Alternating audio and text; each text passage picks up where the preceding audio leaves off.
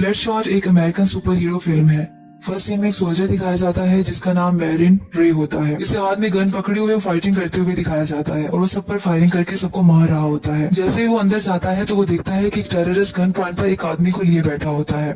वो रे को देखकर कहता है कि अपनी गन को नीचे फेंक दो। उसके बाद रे कहता है कि तुम्हें क्या चाहिए, तो वो हेलीकॉप्टर की डिमांड करता है। इस पर रे कहता है अगर तुम्हें हेलीकॉप्टर चाहिए तो मुझे फोन करने दो। जैसे ही वो टेररिस्ट फोन की तरफ इशारा करता है तो मौका पाकर रे इस पर फायरिंग करके इसे मार देता है और वो आदमी जो गन पॉइंट पर था बच जाता है। नेक्स्ट सीन एविएंजो एयरबेस से शुरू होता है। बहुत से सोल्जर्स एयरक्राफ्ट और हेलीकॉप्टर से उतर रहे होते हैं, जहाँ मैरिन रे ऊंची आवाज में बोलता है कोई भी मिशन बहुत मुश्किल नहीं होता और ना ही कोई कुर्बानी बहुत अजीम होती है और सब ड्यूटी फर्स्ट की आवाज लगाते हैं। इसी तरह रे पास खड़ी अपनी वाइफ से मिलने चला जाता है। ये एक कामयाब रेस्क्यू ऑपरेशन होता है और ये अपनी वाइफ के साथ इटली में मुंबासा में चला जाता है जहाँ वो अपनी छुट्टियां गुजारते हैं। लेकिन अनलकीली वहाँ इनको किडनैप कर लिया जाता है मार्टिन एक्स की तरफ से। एक्चुअली मार्टिन एक्स मुंबासा की हॉस्टेज ऑपरेशन के बारे में मालूमात इकट्ठी करना चाहता है और वो इससे बहुत कुछ पूछता है, लेकिन रे कहता है कि तुम मुझसे कुछ भी पूछ सकते हो, लेकिन मैं इस बारे में कुछ नहीं जानता। इसके बाद रे अपनी वाइफ को कहता है कि सब कुछ ठीक हो जाएगा, लेकिन किडनैपर कहता है कि अब कुछ ठीक नहीं होगा। वो इसकी वाइफ का मर्डर कर देता है। रे बहुत स्ट्रेस में आ जाता है और चिल्ला कर कहता है कि मैं कसम खाता हूँ कि मैं तुमसे फाइट करूंगा और तुम्हारा खात्मा कर दूंगा। इस पर वो किडनैपर रे को भी मार देता है। अब नेक्स्ट सीन में रे ऐसी जगह पर होता है जहाँ इसको प्रॉपर्ली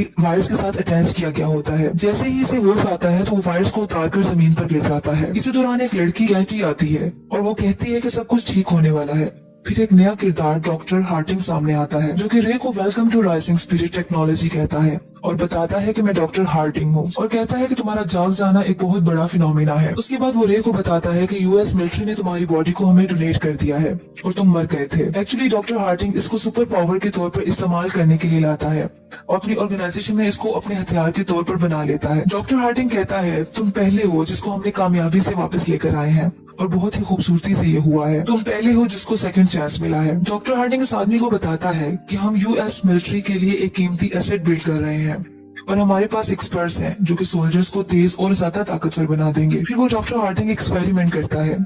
जैसे ही वो रे के हाथ पर जख्म लगाता है तो इसका जख्म बहुत जल्दी रिकवर हो जाता है। एक्चुअली ये बायोमैकेनिकल कंस्ट्रक्ट होता है जो कि बहुत तेजी से रिएक्ट कर किया जाता है। डॉक्टर हार्टिंग इसे बताता है कि ये टेक्नोलॉजी के जरिए बहुत से डैमेज टिश्यूज को फौरन ठीक कर लिया जाता है। इसके बाद कैटी कहती है कि तुम कौन हो ये तुम नहीं जान सकोगे क्योंकि तुम्हें क्लासिफाई कर लिया गया है। और डॉक्टर हार्टिंग कहता है वो तुम्हारा मासी था लेकिन ये तुम्हारा फ्यूचर है। फिर डॉक्टर हार्टिंग अपने बारे में बताता है कि मैं टेनिस प्लेयर था और चैंपियन था और 15 साल की उम्र में मुझे कैंसर हो गया था और मेरी बाजू को काट दिया गया। उसके बाद फिर वो अपनी बाजू रे को दिखाता है जो कि एक नई बाजू एक मैकेनिकल वे से लगा दी गई होती है और बहुत ताकतवर होती है। फिर इस तरह वो रे को ये भी बताता है कि अगर वो से सोल्जर्स अपनी बाजू खो देंगे तो हम उनके साथ एक नई बाजू लगा देंगे जो कि और ज्यादा ताकतवर होगी। इसके बाद वो अपने मुख्तलिफ पेशेंट से इसको मिलवाता है जिसमें जिमी भी होता है और बहुत सारे दूसरे भी पेशेंट्स होते हैं। इनमें से वो बताता है कि ये और ज्यादा ताकतवर हो गए हैं क्योंकि जिमी ने अपनी टांगे खो दी और उनको आर्टिफिशियल लेग्स लगा दी गई हैं। जबकि जो दूसरा इसका पार्टनर होता है वो अपनी आंखें खो देता है, जबकि वो कैमरास उसके ऊपर एडजस्ट कर दिए जाते हैं जिसकी वजह से इसका बिल्कुल जो एफिलिएशन होती है डायरेक्टली ऑप्टिक नर्व से मिल जाती है और वो हर चीज को देख सकता है। नेक्स्ट सीन में जब रे सोकर उठता है तो इसमें एक्स्ट्रा एनर्जी आ जाती है।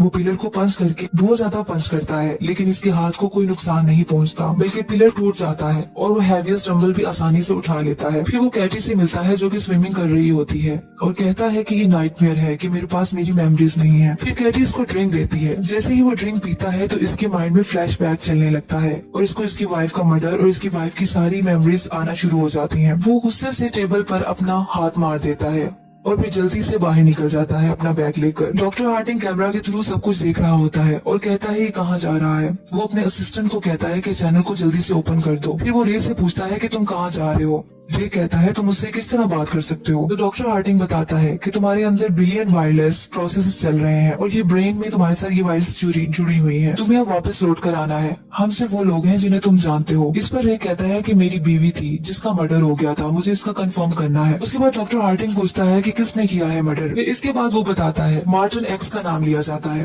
डॉक्टर हार्टिंग कहता है कि तुम्हें वापस आने का कहता हूँ क्योंकि तुम एक $multi-million प्रोडक्ट हो। लेकिन रे इसकी बात नहीं सुनता और पायलट की सीट पे बैठ के जहाज पे निकल जाता है। अब जिस लोकेशन को आइडेंटिफाई किया गया होता है वो कोलालमपुर की होती है जो बुदापेस्ट होती है। अब एक जगह दिखाई जाती है जहाँ मार्टिन एक्स को गाड़ियों में ले जाया जा रहा होता है। जब वो टनल से गुजरते हैं तो वहाँ की लाइट्स ऑफ हो जाती हैं और अचानक से एक ट्रक आकर वहाँ टकरा जाता है। अभी मार्टिन एक्स गाड़ी में बैठा होता है और पास बैठे दो